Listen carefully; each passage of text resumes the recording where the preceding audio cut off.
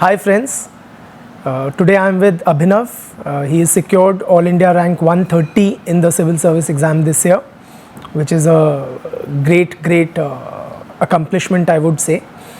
And so let us try to find out कि इनकी journey कैसी रही, इनकी तैयारी कैसे हुई, ये सब इनसे हम बातें करेंगे. So Abhinav, heartiest congratulations. Thank you sir. Once again. तो पहले बताओ कि what was your first reaction when you saw the result? Sir सबसे पहले तो जब मतलब हमेशा मैंने ऐसे सुना था कि जब पीडीएफ में नाम आता है होली पीडीएफ तो आंसू आते हैं, रोना आता है, ये सब. तो मैं भी ऐसे इमेजिन करता था. एक तो पिछले इतने सारे फेलियर्स देखने के बाद हिम्मत भी नहीं होती थी सोचने की कि नाम आएगा तो ऐसा होगा वैसा होगा. बहुत पहले सोचा था कि ये करूँगा वो करूँगा, वो तो पुरानी बात हो गई. तो जैसे ही नाम आया पीडीएफ में पहले तो यकीन ही नहीं हुआ कि मेरा नाम है. और फिर इसीलिए मैंने इतना कंफ्यूज रिएक्शन दिया. मेरे पापा बड़ा वाले कमरे में थे, मैं एकदम उनके पास गया. मैंने बोला पापा शायद सिलेक्शन हो गया है. शायद का क्या मतलब, वो भी कंफ्यूज. उन्होंने बोला चेक कर लो. फिर मैं अपना रोल नंबर बार बार देख रहा हूँ, लेकिन मेरे को समझ में ही नहीं आ रहा था कि ये मेरा है नहीं है, कैसे हो सकता है. मैं ये था कि पॉसिबल कैसे, मेरा नाम कैसे आ गया इसमें. तो बहुत वैसा था. लेकिन सोचा था कि रोना आएगा, ऐसा रोना होना तो नहीं आया. लेकिन बहुत बड़ा रिलीफ महसूस हुआ. ऐसा लगा कि ख़त्म हुआ. तो वही था कि खुशी से ज़्यादा रिलीफ था, वो इम्पोर्टेंट था. और आपके पेरेंट्स का क्या रिएक्शन था? उन्हीं का रिएक्शन था जिसकी वजह से मुझे ऐसा थोड़ा बहुत लगा कि मैंने कुछ अचीव किया है. पेरेंट्स, फैमिली और in general extended family, friends, तो वो लोग बहुत ही ज़्यादा खुश हैं, बहुत ज़्यादा एक्साइटेड हैं. और इसी वजह से जब खुद ऐसा लगता है कि डाउट होता है कि कुछ हुआ है, तो उन लोगों को देखता हूँ तो ऐसा लगता है कि शायद कुछ हुआ है. वो लोग काफ़ी खुश हैं. अभिनव, ये बताओ कि एग्ज़ाम की जो पूरी जो प्रोसेस होता है उसमें सबसे मोस्ट डिफ़िकल्ट पार्ट आपको क्या? सर इस यूपीएससी का तो सर जर्नी इटसेल्फ बहुत ज़्यादा मुश्किल है. मतलब जैसे वैसे रियल इंटरव्यू में भी पूछा गया था आईआईटी वर्सेस यूपीएससी में. तो आईआईटी में क्या होता है ना, as an examination IIT is difficult. उसमें डिफ़िकल्ट प्रॉब्लम्स है, उन्हें सॉल्व करना मुश्किल है, वो सब है. लेकिन यूपीएससी में अब पढ़ना तो 11वीं 12वीं किताबें ही हैं, तो वो सब आसान है. लिखना है, वो सब आसान चीज़ें होती हैं. कास्ट, रिलीजन, सबको सब पता होता है. लेकिन ये जर्नी इतनी ज़्यादा लंबी होती है और इसमें वो है कि लिटरली वही मैराथन है. तुम्हें रोज़ खोदना है, रोज़ पीना है, रोज़ चलना है. वो चीज़ इतनी ज़्यादा मुश्किल हो जाती है. कंटिन्यूसली करते रहो. अनसर्टेनिटी इतनी ज़्यादा. तो मेरा खुद अब 2020 से स्टार्ट किया और कभी ऐसा मैंने नहीं किया था कि इतने साल लग जाएंगे. और हर बार थोड़े से छूट रहे हो, तब भी ना छोड़ सकते हो ना बाहर जा सकते हो. तो वो जर्नी जो पार्ट है ना, उसमें इतना एग्जॉस्टिंग हो जाती है. सबसे मुश्किल वही है कि उस चीज़ को लगातार उसे परसिस्ट करते रहना. बिल्कुल. और एकेडमिकली अगर बात करें तो कौन सा portion of the UPSC syllabus आपको लगा सबसे कठिन? सर कठिन तो नहीं है, लेकिन जैसे सब्जेक्टिविटी मुझे लगता है कि जैसे ऐसे का पेपर है उसमें सब्जेक्टिविटी सबसे ज़्यादा होती है. जैसे मुझे पर्सनली ऐसा लगता था कि जैसे कॉलेज में भी है, उससे पहले भी आई यूज़ टू राइट. ठीक है. और ऐसे मुझे ऐसा लगता, हो सकता है मेरी अपने बारे में मुझे ऐसा गलत लगता हो, लेकिन ऐसे मेरे आसपास के लोग भी बताते थे कि I can write decently well. And even the test series also which I use to give, तो उसमें भी इन ऐसे I use to score very good. लेकिन ये लगातार मेरा तीसरा मेंस था, एक भी बार मेरे ऐसे में अच्छे नंबर नहीं आए हैं. और मुझे रीज़न समझ में नहीं आता है क्या है. तो मुझे लगता है ऐसे का ऐसा पेपर है जहाँ इतनी ज़्यादा सब्जेक्टिविटी है कि वहाँ पे आप कभी फिगर आउट नहीं कर सकते हो कि आप अच्छा करके आए हो नहीं करके आए हो, क्योंकि वो पढ़ने वाले के ऊपर है. तो ऐसे is the most challenging paper. ठीक है.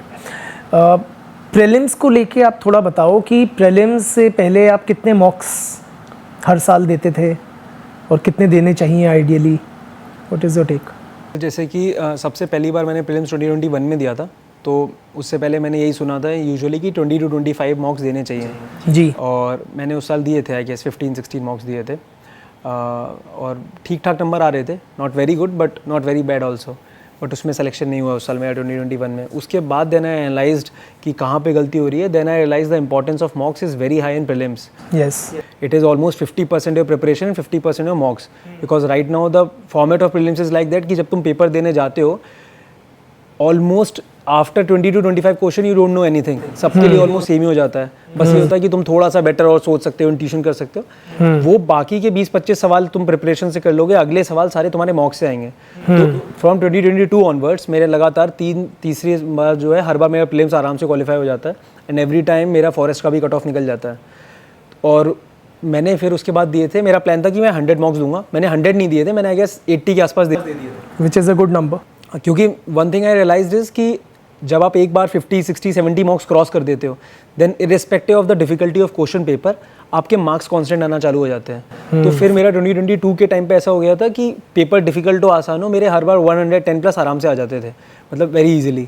तो उसके बाद फिर मुझे उसमें इतना एडवांटेज मिल गया कि फिर 2023 और 24 के टाइम में, क्योंकि मेरा इंटरव्यू हर बार 3 बार से मैं इंटरव्यू दे रहा हूँ, तो मेरा इंटरव्यू हर बार एकदम एंड में होता था, तो मुझे प्रीलिम्स के लिए बहुत टाइम मिलता नहीं था, तो मैं बहुत मॉक्स दे नहीं पाता था। लेकिन बिकॉज 2022 में ही मैं 80-90 मॉक्स दे चुका था और काफ़ी कंसोलिडेट हो गया था, तो इसीलिए ज़रूरत नहीं पड़ी। बट आई विल सजेस्ट कि मॉक्स वेरी इंपॉर्टेंट, एंड मैं तो ये सजेस्ट करूँगा कि किसी भी आदमी को अगर कभी भी प्रीलिम्स में प्रॉब्लम हो रही है, मेक एन एजेंडा कि you have to give 100 mocks, then there is no chance कि तुम सेलेक्ट ना हो।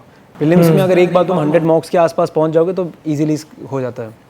और जब आप एक प्रीलिम्स का मॉक देते हो, उसको एनालिसिस में भी एक अच्छा टाइम जाता हो। हाँ एग्जैक्टली, मतलब वही जैसे स्टार्टिंग में जब मैंने बताया मैंने 15-16 मॉक दिए थे, तो it is not only about how many number of mocks you are giving, it is also how you are giving it. तो पहले मैं जो देता था वही कि बीच में उठ गए या फिर देने के बाद ऐसे ही चेक कर लिया, तो वो काफ़ी गलत तरीका था। बाद में मैंने फिर ये एनालिसिस वाली चीज़ को इनकलकेट किया अपने अंदर। तो पहले मॉक दो, अगर तुम मॉक देने में 2 घंटा जा रहा है तो उसे एनालाइज करने में भी 1-1.5 घंटा लो। तो उसे मॉक देने के बाद एनालाइज भी बहुत माइक्रो तरीके से करना होता है, उसे अलग अलग तरीके से देखो कि जो सवाल ऐसे थे जिसमें तुम 100% श्योर थे, उसमें तुम्हारी एक्यूरेसी कितनी है, क्योंकि मेरे हिसाब से उसके अंदर तुम्हारी एक्यूरेसी 100% के आसपास आनी ही चाहिए। Then the second stage comes जहाँ पे तुम 50-50 में थे, वहाँ पे भी एक्यूरेसी कुछ भी नहीं तो 50% तो होनी चाहिए मैथमेटिकली। अगर उससे खराब जा रहे हो, इसका मतलब हर बार तुम दो ऑप्शन में से एक गलत चुन रहे हो हर बार, which shows a systematic error. And the third is intuition, जो तुम अपने इंट्यूशन के बेसिस पे हंच पे जा रहे हो। अगर वहाँ पे तुम्हारी एक्यूरेसी बहुत कम है, इसका मतलब तुम्हें एग्जाम में तुक्के नहीं मारने हैं। तो इस तरह से माइक्रो एनालाइज करना चाहिए। लेकिन वही मैंने बोला, अगर तुम 100 मॉक देने जा रहे हो तो 20, 30, 40 मॉक जब तुम इस तरह से एनालाइज कर लोगे फिर इतनी ज़रूरत नहीं पड़ती। तो मेरा भी मैंने 50 आई गेस मैंने वही 80 मॉक्स दिए, तो मैंने आई गेस 40-50 मॉक्स इस तरह से एनालाइज किए। फिर उसके बाद जब एक बार मेरे नंबर आराम से मुझे पता है हर बार 115-120 आ रहे हैं, तो फिर मुझे लगा नहीं ज़रूरत है। बट हाँ, I guess micro analysis. But very good, you got very comfortable it means in prelims. हाँ, in prelims I got very comfortable, इसीलिए पिछले 2 बार से मैं इतने मॉक्स भी नहीं देता था। एंड मॉक्स में भी कौन से मॉक दे रहे हो वो भी इंपॉर्टेंट। तो इट इज़ वेरी इंपॉर्टेंट कि ऑल इंडिया सिमुलेटर्स जो होते हैं उन्हें लगाना ज़्यादा बेटर रहता है। तो एंड माइक्रो एनालिसिस जैसे हमारी बात हुई। ठीक है, एक ये बताओ कि जनरल स्टडीज़ में did you refer to NCERTs for preparation? तो जब तैयारी स्टार्ट करी थी तो देवर स्टार्टिंग में तो मैंने NCERTs पढ़ी थी, ठीक है, क्योंकि मेरा साइंस साइड था, तो स्कूल में नंबर आ जाते थे लेकिन रट के आ जाते थे। तो मैंने पढ़ा सब था, हिस्ट्री लेकिन कुछ भी याद नहीं था। तो जब मैंने तैयारी स्टार्ट करी तो मैंने हिस्ट्री की सारी 6th क्लास से लेके सारी किताबें पढ़ी, same for geography, same for economics. लेकिन अब अगर मेरे से प्रिपरेशन के एस्पेक्ट में कोई पूछे तो आई वुड सजेस्ट कि हिस्ट्री की तो NCERTs आज भी बहुत ज़्यादा इंपॉर्टेंट है for prelims as well, and for geography also. But geography के लिए 11th एंड 12th क्लास की जो 4 NCERT हैं वो बहुत ज़्यादा इंपॉर्टेंट है। बाकी सब्जेक्ट्स के अंदर जैसे polity, I don't think so there is much need कि तुम उसमें जाओ। Even for optional also, like my optional was sociology, तो उसमें भी मैंने NCERT पढ़ी थी, लेकिन मुझे ऐसा लगा नहीं कि उसका बहुत फ़र्क पड़ता है। लेकिन history and geography, these 2 books इसके लिए बहुत ज़्यादा इंपॉर्टेंट है, NCERT and obviously for art and culture also. And आपने कौन सी बुक्स रेफर करी for other portions of the GS syllabus? Resource list आपकी बताओ। सर जैसे मेरा तो बहुत ज़्यादा मतलब काफ़ी टाइम हो गया मेरे को, तो मेरे तो बहुत एक्सटेंसिव लिस्ट बन गई थी, मैंने बहुत ज़्यादा रिसोर्सेज पढ़े थे। But let's say as a beginner what you would have referred? जैसे एज अ फॉर मेंस और फॉर प्रीलिम्स, बोथ कंबाइंड? जैसे फॉर प्रीलिम्स के लिए थोड़ा सा अलग हो जाता है। जैसे मेंस के लिए बोला जाता है कि लेस इज़ मोर, जिस चीज़ में मैं मानता हूँ कि वहाँ पे ठीक है, वहाँ पे तुम थोड़ा पढ़ लो, और क्योंकि वहाँ पे उसे रटना है और एग्जाम में रिप्रोड्यूस करना है। देयर इज़ नो पॉइंट कि तुम बहुत सारी चीज़ें पढ़ो और लिख ना पाओ। लेकिन फॉर प्रीलिम्स आई थिंक आजकल जैसा प्रीलिम्स हो चुका है, मोर इज़ लेस, ज़्यादा से ज़्यादा पढ़ो।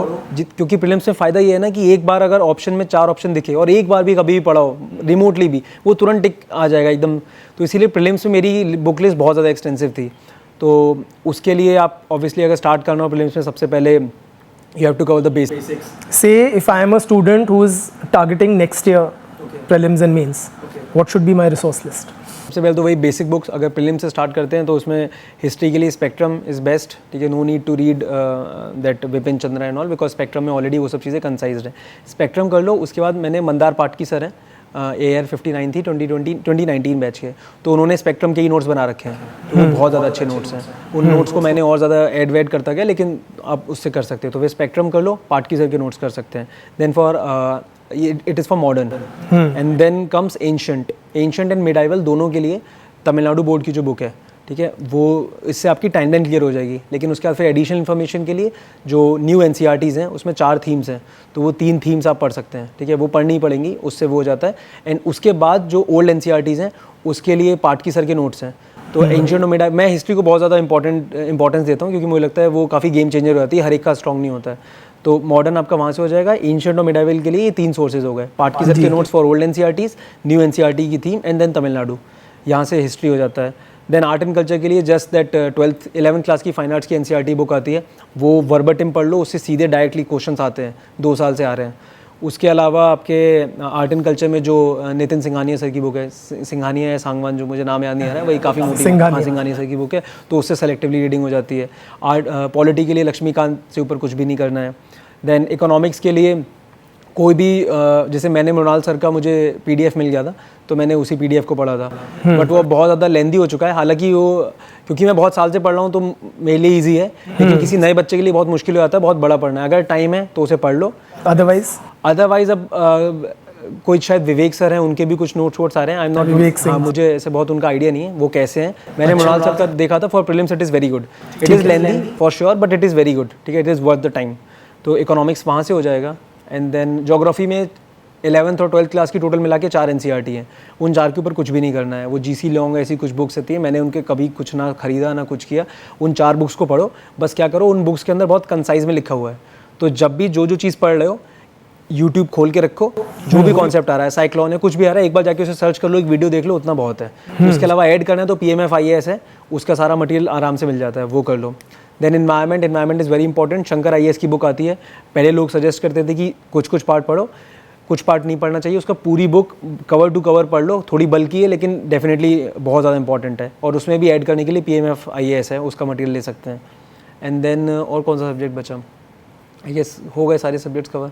IR, हाँ, IR and science and tech, these are very, इसके लिए जो भी PT की मैगजीन्स आती हैं उनसे कवर हो जाता है। लेकिन आजकल के टाइम पे मेरे हिसाब से प्रीलिम्स में दे आर, मतलब सारे सब्जेक्ट्स को हम 2 कैटेगरी में डिवाइड कर सकते हैं।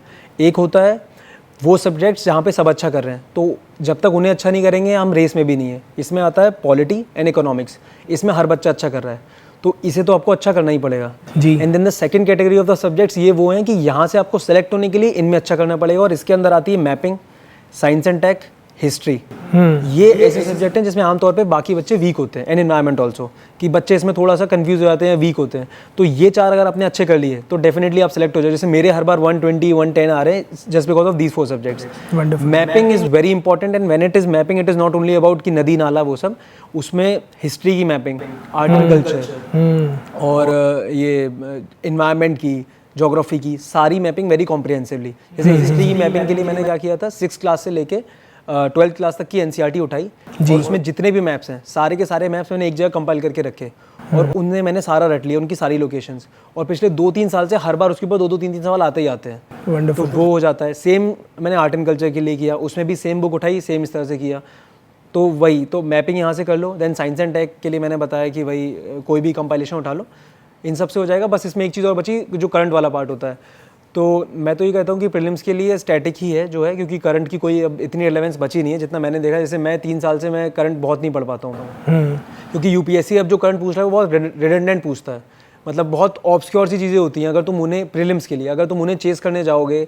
और पूरे दिन अखबार पढ़ते रह जाओगे तो स्टैटिक छूट जाता है। तो उससे बेटर ये है कि तुम स्टैटिक बहुत ज़्यादा अच्छे से कर लो, करंट अफेयर्स में उतना कर लो जो सब लोग करें। जैसे PT 365 everyone is doing it, तो अगर कोई क्वेश्चन कल को डायरेक्टली PT से आ जाए then everyone will be able to do it, तुम नहीं कर पाओगे, वहाँ पीछे रह जाओगे। तो इसीलिए बस PT उसके लिए कर लो, उसके अलावा there is no need to chase obscure current affairs, just stick to the static part, उससे अकेले से सिलेक्शन हो जाता है। ठीक है, चलिए अब आते हैं आपके ऑप्शनल पे।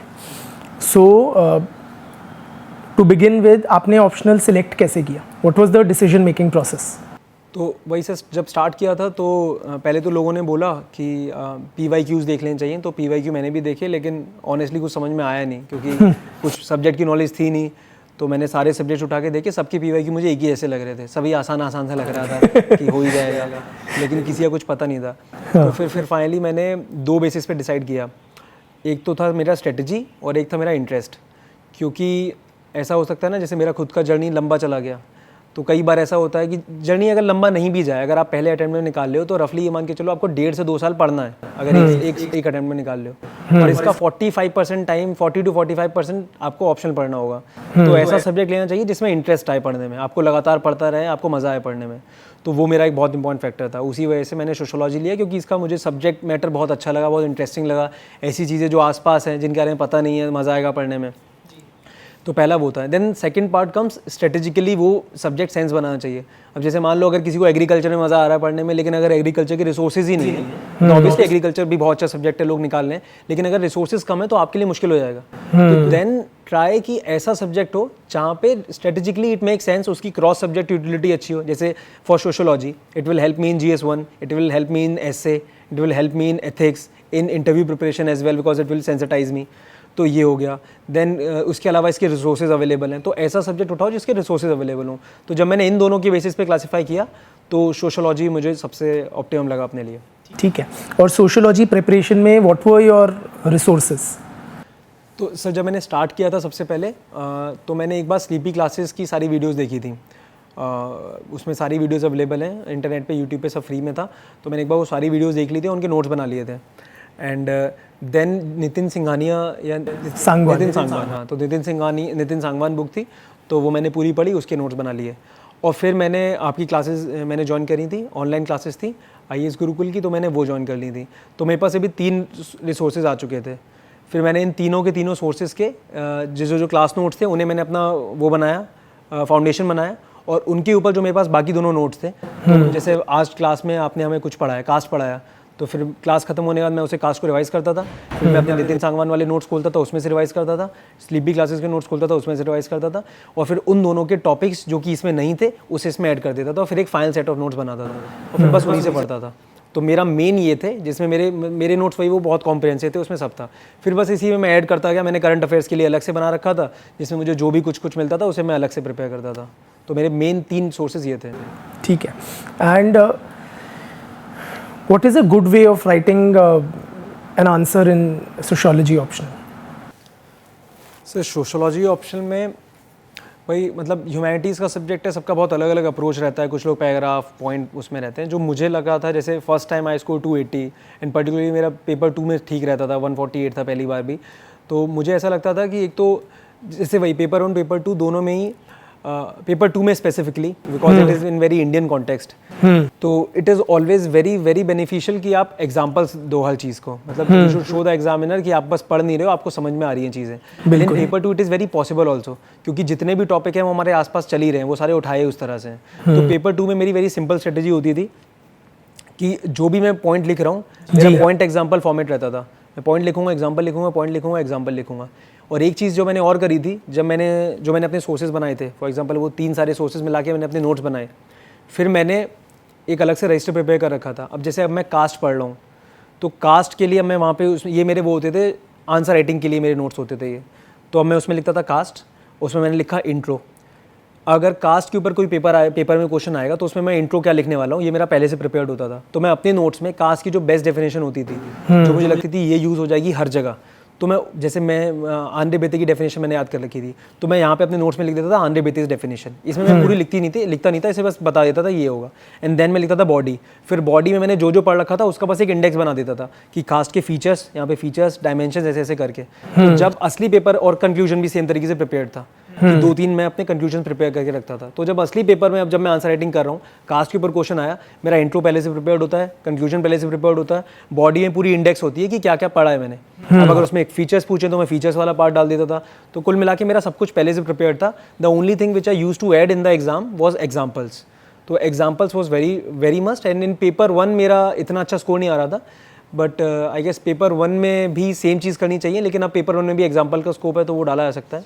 एंड एग्जाम्पल्स आप खड़ी चोट सोचते थे इन द एग्जाम हॉल या ड्यूरिंग प्रिपरेशन? वो भी सर मैंने प्रिपरेशन के टाइम पे। एंड कहाँ से लेते थे एग्जाम्पल्स या केस स्टडीज वगैरह? सोशोलॉजी का तो है ना सब्जेक्ट इतना, मतलब इस चीज़ में हम फॉर्चुनेटली अच्छी चीज़ ये है कि कुछ भी तुम सोशल मीडिया चलाओ, यूट्यूब चलाओ, कुछ भी चलाओ, तो जो भी आसपास हो रहा है सब सोशोलॉजी का ही है। तो मैंने क्या कर रखा था, अपने वही ऑनलाइन डिजिटल नोट्स बना रखे थे। तो मैंने बस उसमें एक वही एवर नोट पे सारे जो अपना सिलेबस है पूरा सिलेबस लिख रखा था, एक एक हेडिंग डाल रखी थी, जगह छोड़ रखी थी। अब मैं कुछ भी पढ़ता था, अगर कभी न्यूज़ आती रहती थी कि कोई कुछ कास्ट का कुछ कहीं इशू हो गया, कहीं रिलीजन का कोई इशू हो गया, कहीं कम्युनल राइट्स हो गए या कोई अच्छी चीज़ हो गई, तो मुझे पता होता था कि पेपर 2 में रिलीजन वाला टॉपिक है, मैं वहाँ पे जाके उसका स्क्रीनशॉट लिया, इतना डाल दिया, क्योंकि पेपर के अंदर बस वो एक लाइन ही मुझे कोट करनी है कि example it happen recently in communal riots या फिर रिसेंटली समथिंग गुड हैपन, ऐसा वैसा, तो बस वो एक डाल देता तो पूरी प्रिपेयर करके रखता था। तो वो भी काफ़ी बल्कि हो गई थी, आई गेस 10 to 13 पेजेस थे बस एग्जाम्पल्स के। अच्छा। हाँ, तो उसमें से फिर मैं ये मतलब ईयर लॉन्ग एक्सरसाइज थी। फिर साल के एंड में अब जब पेपर आने वाला होता था तो उससे पहले मैं उसमें से सेलेक्ट कर लेता था कि इसमें मैं ये 2 एग्जाम्पल, इसमें 2 एग्जाम्पल, वो भी मैं रट के जाता था सब कुछ। Can you give any example of an example which you used? जैसे कि सर अब तो याद नहीं है, जैसे कि फॉर एग्जाम्पल जैसे जैसे रिलीजियस माइनॉरिटीज़ के ऊपर कोई क्वेश्चन आया था, हाँ। तो उसमें पारसीज नहीं, आई गेस पारसीज के ऊपर कोई क्वेश्चन था शायद, तो उसमें कोविड का टाइम चल रहा था, तो उस टाइम पे जो वो था पूना वाला जो है, तो उसने सीरम इंस्टीट्यूट थी, तो उसने स्टार्टिंग में ऐसा कुछ बोला था कि पारसीज के लिए अलग से हम कोविड के अंदर वो वैक्सीन्स के अंदर एक वो रखेंगे, कोटा रखेंगे, क्योंकि इनकी पॉपुलेशन बहुत कम है। अच्छा। तो जब पारसीज के ऊपर ऐसा कोई क्वेश्चन आया था, जो शायद वही रिलीजियस माइनॉरिटीज़ के ऊपर कोई क्वेश्चन आया था, तो मैंने ये वाला एग्जांपल वहाँ पे कोट किया था कि उसमें रिलीजियस माइनॉरिटीज़ में पारसी में प्रॉब्लम है, they are dwindling population. In that I quoted this example कि recently SII also declared that they will have some reservation in the vaccines because of their dwindling population। Wonderful. तो ऐसे करके डालता था। एक ये बताइए अभिनव कि सोशियोलॉजी में इतने सारे थिंकर्स कैसे याद किए? सर जैसे सोशोलॉजी एज अ सब्जेक्ट मेरे को लगता है कि वो डिमांडिंग ही, जैसे मैथ्स है, मैथ्स के अंदर हमें सब दिमाग लगाना पड़ता है, सोचना पड़ता है, सब कुछ मेहनत करनी पड़ती है, हर ऑप्शन के अंदर थोड़ी मेहनत तो लगेगी ही लगेगी। मुझे लगता है सोशोलॉजी की कोर मेहनत ही बस थिंकर की है, क्योंकि उसके अंदर ऐसी कोई चीज़ नहीं है जिसके बारे में हमको पता नहीं है। रिलीजन है ना, रीजन, नेशन, स्टेट, हर एक का आइडिया हम सबको है, तो कोई भी ऐसी नई बात नहीं होगी जो आपने कभी सुनी नहीं होगी, आपको पता नहीं होगी। वहाँ पे सिर्फ एफर्ट्स थिंकर के लिए ही है।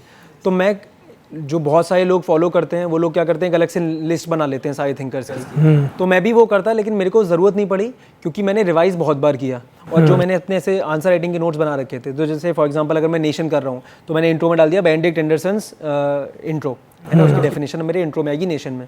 और फिर जब मैंने बॉडी में लिखा तो मैंने उसमें जो मैंने जिन के भी थिंकर के पढ़ रखे हैं सबका नाम लिख रखा है, और मैं उसे बार बार रिवाइज करता रहता था। तो फिर वो उसमें पूरी मेहनत सिर्फ थिंकर्स के नाम ही याद करने में जाती थी, तो फिर उससे काम हो गया मेरा। लेकिन जैसे कुछ दोस्त थे जिन्होंने ये सब चीज़ें नहीं करी, तो उन लोगों ने वही जो सबसे सिंपल स्ट्रेटजी है रामबाण है कि एक लिस्ट बना ली सब्जेक्ट वाइज, टॉपिक वाइज, हर टॉपिक के में बस थिंकर का नाम लिख लो, वैसे कर लो। ठीक है। और अभिनव, सोशियोलॉजी आंसर्स लिखते समय how would you distinguish that answer from a similar question in the GS papers? Particularly sociology paper 2 में ये काफ़ी रहता है कि GS टाइप टॉपिक्स हैं, ट्राइबल डेवलपमेंट हो गया, विमेन रिलेटेड हो गए, कई सारे हैं। तो अगर सेम सवाल आपको GS में दिखेगा या सोशियोलॉजी में, how will you attempt it differently?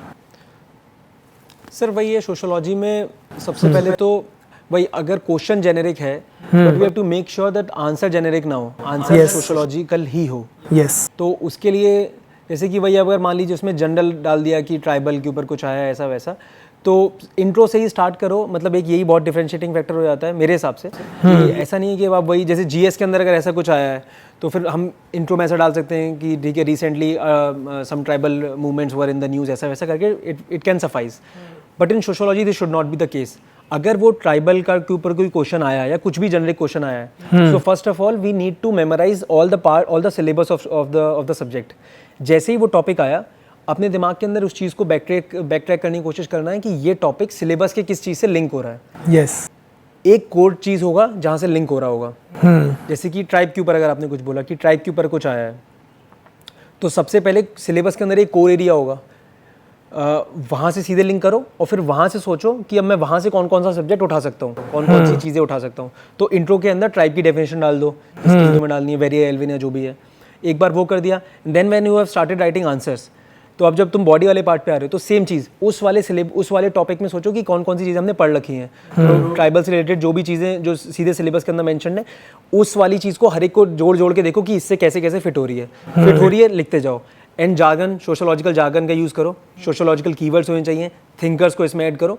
जब ये सब चीज़ें हो जाएं, फिर उसके अलावा अब और थोड़ी सी नज़र दौड़ा लो कि इस टॉपिक के अलावा और कोई टॉपिक है जहाँ पे आ सकता है। जैसे अगर ट्राइबल का ही केस है तो मूवमेंट्स करके अलग से टॉपिक होता है, तो उसमें ट्राइबल मूवमेंट्स अलग से है, तो ट्राइबल मूवमेंट वाला कुछ आ सकता है, या फिर क्या बोलते हैं रीजनल डिस्पैरिटी, या फिर कुछ और चीज़ें, बॉन्डेज लेबर, ये भी अलग अलग टॉपिक हैं। अब तुम्हें ट्राइबल वाले में दिख रहा है कि बॉन्डेज लेबर वाला टॉपिक आ सकता है, तो वो कर लो। तो कुल मिला के वही है कि माइंड मैप बना लो, पूरा सिलेबस अपने पास रखो और उस टॉपिक को पूरे सिलेबस पे दौड़ा लो, और सारे के सारे जहाँ जहाँ जो फिट हो रहा है वैसे वैसे उस हिसाब से खींचते जाओ। ऐसा करके करता था। और कभी अगर सोशियोलॉजी के पेपर में कोई अनएक्सपेक्टेड क्वेश्चन आ जाए, ठीक है, या अनप्रिपेयर्ड क्वेश्चन आ जाए जो आपने स्ट्रिक्टली स्पीकिंग सिलेबस में नहीं प्रिपेयर किया है, तो उसको कैसे टैकल करें? सर जैसे वही कि अब तो काफ़ी हो ही गया ह्यूमैनिटीज़ में, हर बार ऐसा 1-2 सवाल ऐसी ऑड बॉल्स आती हैं। यस। तो सबसे पहले तो वही है कि पहले तो घबराना नहीं है ऐसे सवालों से, क्योंकि स्टार्टिंग में नहीं पता होता ना, कि डर लग जाता है कि अब कैसे करेंगे। और अब तो मैंडेटरी वाले में आता है, पहले तब भी होता था थोड़ा इधर उधर हो। तो पहले अपना पूरा बाकी पेपर लगा लो, सब कुछ कर लो, फिर जब वो वाला क्वेश्चन आए तो अब इसमें हम सही चीज़ नहीं लिख सकते हैं, वो हमें पता है, बट ये मेक श्योर कर सकते हैं कि हम गलत ना लिखें। तो वहाँ पे फैक्ट जनरेट मत करो, है ना। अगर उसने कुछ बोला है तो यहाँ पे जेनरिक खेल सकते हैं। अगर किसी ने पूछा, जैसे कि आई गेस पिछले साल आया था कि कोई स्पेसिफिक पर्सन था, उसका व्यू क्या है फैमिली पे, डेविड मॉर्गन या कोई, तो अब ऐसे केस में हमें नहीं पता है उसने एग्जैक्टली क्या बोला है, लेकिन हम ऐसी बातें बोल सकते हैं कि जिन्हें काटना मुश्किल हो जाएगा। ऐसी जेनरिक बातें बोल दो। तो ऐसे केस में सबसे पहले तो वही मेक श्योर करना है कि फैक्ट फैब्रिकेट नहीं करने हैं, जनरल बातें, क्योंकि फैक्ट फैब्रिकेट किया तो आंसर कट जाएगा। तो ऐसी बातें करो कि कुछ नहीं तो 1-2 नंबर तो मिल ही जाए, वो भी सारा बोनस में ही है। तो जेनरिक बातें लिखनी है, उस टॉपिक के अराउंड जो हमारी इन्फॉर्मेशन है उस चीज़ को लिखना है। तो वही वो फैमिली वाला था, तो आई गेस वही तुम कोई भी एक साइड उठा लो। अब ना तो तुम स्ट्रक्चरल फंक्शनिस्ट वाला अप्रोच उठाओ कि सब अच्छा है फैमिली में, क्योंकि हमें नहीं पता उसका क्या अप्रोच था, ना मार्क्सियन भी उठाओ कि उसने बोला गलत है। तो दोनों ही साइड डालते रहो, क्रिटिसिज्म वाला भी पॉइंट डाल दो, और ऐसे करके अगर एग्जाम में फिर आगे एग्जामिनर के ऊपर है 1-2 नंबर देना होगा तो अगर उनको थोड़ी आप पे रहम करनी। लेकिन भाई मेरा पूरा ये रहता था कि गलत ना लिखूं मैं, जेनरिक बातें बोल कई बार ऐसे सवाल आए थे, जैसे ग्रीन केमिस्ट्री पे आया था एक बार डीमोनेटाइजेशन पे आ गया था सोशियोलॉजी में। एटलीस्ट इन वाले सवालों में अच्छा ये रहता है ना कि जैसे इन वाले शायद जीएस में पढ़ रखा हो। हाँ, इन वाले सवालों में और ये है कि इसमें उसने कहीं थिंकर का नाम नहीं बोला है, Yes. इस थिंकर का है। Yes. तो यहाँ पे हमारे पास लिबर्टी है, यहाँ पे हम लोग सेम चीज़ कर सकते हैं। जैसे ग्रीन केमिस्ट्री वाला पार्ट है, तो अब इसमें क्या करेंगे हम लोग, पेपर 2 के बारे में सोचेंगे, पेपर 2 में कौन कौन सा सिलेबस में पार्ट आ सकता है। जैसे ग्रीन रिवॉल्यूशन के आसपास ऐसी कुछ ना कुछ चीज़ें पड़ी होंगी जो इसमें कुछ ना कुछ फिट हो सकता है ना, ऐसा कुछ डाल दो। अब केमिस्ट्री के अराउंड और कुछ सोचना, मतलब उस अभी मुझे एग्जैक्ट याद नहीं आ रही, थोड़ा टाइम हो गया रिवाइज किए हुए, बट मुझे याद है मैं जब भी ग्रीन केमिस्ट्री वाला सवाल अटेम्प्ट कर रहा था, तो सिलेबस में जो टॉपिक्स हैं वहाँ पे उठा के डालते रहो, बहुत आसान हो जाएगा। लेकिन प्रॉब्लमेटिक तब हो जाएगा जैसे वो स्पेसिफिक थिंकर का नाम डाल देगा, जैसे वही जो वो था मर्डॉक वाला था, जो भी था, वो स्पेसिफिकली डाल देगा कि इसका क्या व्यू है। तो इस सवाल को डील करने में बस दिमाग में ये रखो कि कुछ गलत मत लिखो, फैक्ट फैब्रिकेट मत लिखो, जनरल जेनेरिक लिख दो। हाँ, ये सोच लो कि जीएस टाइप का लिख दो, 1-2 नंबर मिल जाएंगे, 1-2 नंबर से तो काफ़ी चीज़ें चेंज हो जाती हैं। During the paper in the exam hall, tell me some strategies for time management inside the examination. GS4 के लिए हमारा पूरा कंप्लीट, हाँ सर, GS4 के लिए तो अलग रहती है, बाकी GS के लिए कम्प्लीटली अलग चीज़ है। और सबसे पहली चीज़ तो इसमें ये होगी कि पेपर से पहले, मतलब पेपर के दिन तो काफ़ी लेट हो जाएगा, पेपर के पहले करना बहुत ज़्यादा मुश्किल, मतलब बहुत ज़्यादा ज़रूरी होगा। तो मैं अपना पूरा ही बताता हूँ टाइम मैनेजमेंट, क्योंकि टाइम मैनेजमेंट मेरे लिए एक बहुत बड़ा इशू था। मेरा हमेशा ऐसा रहता था कि पेपर के 10 दिन पहले भी, अब मेरा ऑप्शनल पे भी इसमें आप, हाँ दोनों का बताता हूँ सर मैं। तो पेपर के 10 दिन पहले, मेरा तीसरा मेंस है ये था, लेकिन पेपर के 10 दिन पहले भी हर बार मेरे लिए सबसे चैलेंजिंग ये होता था कि टाइम पे कैसे हो पाएगा। तो माइक्रो मैनेजमेंट करने का स्टार्ट करता था मैं। तो सबसे पहले तो क्या करो, हर दिन आंसर राइटिंग जब तुम कर रहे हो तो प्रॉपर उस तरह से करो कि वर्स्ट केस में पेपर में क्या होगा। वर्स्ट केस में ये होगा कि 1 घंटे में 10 सवाल करने पड़ेंगे, आधे घंटे में 5 सवाल करने पड़ेंगे, आखिरी के जो मैंडेटरी वाले होते हैं। जीएस में भी यही होता है, ऑप्शन में भी यही होता है कि तुम बाकी की चीज़ें मैनेज कर लोगे। आखिरी के 1 घंटे के, अगर जीएस में जाओगे तो 2 घंटे में तुमने सारे 20 मार्कर, वो 15 मार्कर कर लिए, 1 घंटे के अंदर आखिरी में तुम्हें वो सारे 10 मार्कर करने पड़ेंगे। And same for optional. Optional में तुम क्या करोगे, पहले 2 घंटे में तुमने वो जो नॉन मैंडेटरी वाले क्वेश्चन है वो वाले कर लिए, अब 1 और 5 रह जाएंगे जो 10 सवाल हैं। वर्स्ट सिनेरियो ये होगा, ऑब्वियसली हमारा कोशिश रहना चाहिए कि यहाँ पे हम कभी ना पहुंचे, but this is the worst case. और यहाँ से चले जाए तो यहाँ पे ये नहीं होना चाहिए कि पेपर ना छूटे सबसे पहले। तो मैं अपने आप को सबसे पहले स्टार्ट करता था वर्स्ट केस को कैसे मैनेज करूंगा। तो मैं रोज बैठता था और आधे घंटे में 5 सवाल करने की कोशिश करता था। तो रोज़ आधे घंटे के आखिरी के 10 दिन में मेरी ये स्ट्रेटेजी रहती थी, रोज़ आधे घंटे में 5 सवाल, 15। फिर मैं इससे आगे बढ़ता था कि इससे ज़्यादा वर्स्ट क्या हो सकता है, मतलब 5.5-6 मिनट में आप एक सवाल। तो मैं रोज़ ये प्रैक्टिस करता रहता था। फिर इससे ज़्यादा बुरा ये हो सकता है कि तुमने आधे घंटे में 5 थे, तुमने 15 मिनट में 2 करे या 15 मिनट में 3 बचे हैं, तो फिर मैं 15 मिनट में 3 सवाल करने की प्रैक्टिस करता था एग्जाम से 5 दिन पहले, 4 दिन पहले। तो ये चीज़ मैं लगातार करता रहता था। इसके बाद मेरे मन में ये रहता था कि अब चाहे कुछ भी हो जाए मेरा पेपर नहीं छूटेगा। अगर मैंने 15 मिनट में 3 सवाल करना सीख लिया तो इसका मतलब ऑब्वियसली मैं 1 घंटे में 12 भी कर सकता हूँ। तो ये वाली एक चीज़ जैसे ही आ जाती थी, फिर थोड़ा सा मेंटल, क्योंकि ये सारी चीज़ मेंटल भी बहुत है ना, अगर मेंटली ये रहता था कि छूटेगा तो छूट ही जाता था। तो इसीलिए मेरा मेंटली ये रहता था कि मेरा पेपर तो नहीं छूटेगा। पहली चीज़ ये। दूसरी चीज़, एग्जामिनेशन हॉल में घुसने से जस्ट पहले जब बाहर बैठा होता था मैं, तो मैं वही अपनी कॉपी भी साथ लेके जाता था और 3-4 पन्ने लिख लेता था पहले, थोड़ा वार्म अप हो जाता था। हाँ, तो एक चीज़ ये। उसके बाद अब जब एग्ज़ाम हॉल में जाते थे तो अपने पीरियोडिक चेक्स अपने पास लगा के रखो। हर 1 घंटे की तुम्हारे पास पता होना चाहिए कि एग्जैक्टली 1 घंटे में तुम कितने सवाल करने हैं तुम्हें। जैसे जब जीएस में कर रहा होता था तो आइडियली मेरा ये होता था कि 1 घंटे के अंदर मेरे 5 सवाल खत्म हो चुके हैं और मैं 6ठा सवाल कर रहा हूँ। ये भी इंश्योर करना, ऐसा नहीं हो कि तुम 1 घंटे में 6 कर लिए, क्योंकि अगर तुम 1 घंटे में 6 कर रहे हो, 7 कर रहे हो, इसका मतलब definitely you are compromising on quality and the length, तो वो भी नहीं करना है। तो अगर तुम अच्छा खासा क्वांटिटी लिख रहे हो, अच्छी क्वालिटी में लिख रहे हो, तो 1 घंटे में 5 सवाल हो जाए और 6ठा तुम स्टार्ट कर चुके हो, then it is a good thing. अगर मुझे 1 घंटे बाद मुझे पता है कि मैं इस लेवल पे हूँ, तो इसका मतलब एवरीथिंग इज गोइंग गुड, मैं इसी पेस पे आ सकता हूँ। अगर चीज़ें इससे मान लो जल्दी चलनी है, इसका मतलब मैं थोड़े अगले आंसर्स में और क्वालिटी पे ध्यान दे सकता हूँ। वैसा होता नहीं था कभी भी, ऑब्वियसली टाइम कम ही पड़ रहा होता था, और अगर यही चल रहा है तो फिर इसी हिसाब से चलता था। अगर मान लीजिए कि इससे लेट चल रहा हूँ मैं, तो फिर मैं थोड़ा सतर्क हो जाता था और अगले 1 घंटे में उस चीज़ को कवर करने की कोशिश करता था। क्योंकि अगर मान लो तुमने पहले 2 घंटे ध्यान नहीं दिया और आखिरी 1 घंटे में ध्यान दिया, तो फिर तो बहुत लेट हो चुका होगा। तो इसीलिए ऑलवेज मेक श्योर कि 3 घंटे को डिवाइड करके चलो। पहले 1 घंटे गोल अलग हो, अगले 1 घंटे गोल अलग हो, लास्ट 1 घंटे गोल अलग। सेम स्टैंड्स फॉर सोशियोलॉजी, मतलब ऑप्शन। ऑप्शन के अंदर बस ये होता है, वहाँ पे पेपर करना थोड़ा सा रिलेटिवली आसान होता है। पहली चीज़, क्योंकि बहुत ज़्यादा अच्छी तरह से चीज़ें रटी हुई होती हैं। जीएस के अंदर चीज़ें रटी नहीं होती हैं इतनी ज़्यादा, क्योंकि एग्जैक्ट क्वेश्चन नहीं आते हैं ना वहाँ पे फ्रेम ही करना होता है। ऑप्शनल के अंदर there will be so many question जो सीधे पीवाईक्यू से आए हैं या सीधे नोट से उठ के आए हैं, तो रटी रटाई चीज़ उतारने में टाइम नहीं जाएगा, पहली चीज़। तो इसीलिए रटा होगा तो टाइम कम लगेगा। Then second thing is overall number of question भी देखा जाए, शायद उस हिसाब से जैसे वहाँ 20 करने होते हैं या 19 करने होते हैं, अगर पेज की लेंथ के हिसाब से जाए तो रिलेटिवली थोड़ा आसान होता है। तो उसी हिसाब से ऑप्शन में भी मेरी स्ट्रेटजी ये रहती थी कि सबसे पहले मैं वो वाले क्वेश्चन करता था जो कि खुद से चूज़ करने होते थे, क्योंकि 1 और 5 मैंडेटरी हैं, वो करने ही करने हैं। अब वो आए या ना आए, वो करने हैं, तो फिर वहाँ पे मेरे पास कोई ऑप्शन नहीं है। वहाँ पे नहीं भी आता तो मुझे लिखना पड़ेगा।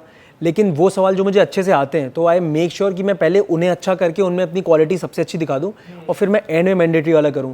तो यहाँ पे भी मेरा गोल ऐसा रखता था, मैं अपने पीरियोडिक चेक्स रखता था और मेरा ये रहता था कि हर 1 घंटे में, ये वाली स्ट्रेटेजी मुझे आपने बताई थी कि 90-90-90 का टारगेट करके चलो, कि हर 1 घंटे के अंदर 90 मार्क्स का अटैम्प्ट करना है।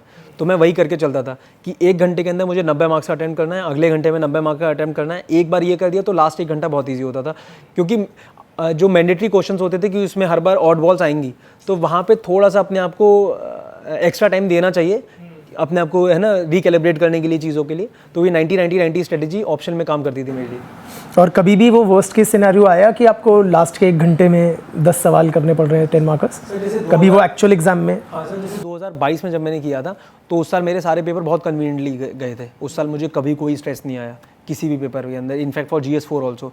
बल्कि 2022 का GS4 बहुत लेंदी था, स्टिल मेरा पेपर 2-3 मिनट पहले हो गया था। उसके बाद जब मार्क्स आए तब मुझे पता चला कि क्यों हुआ पहले, क्योंकि मेरी क्वालिटी शायद इतनी अच्छी नहीं थी।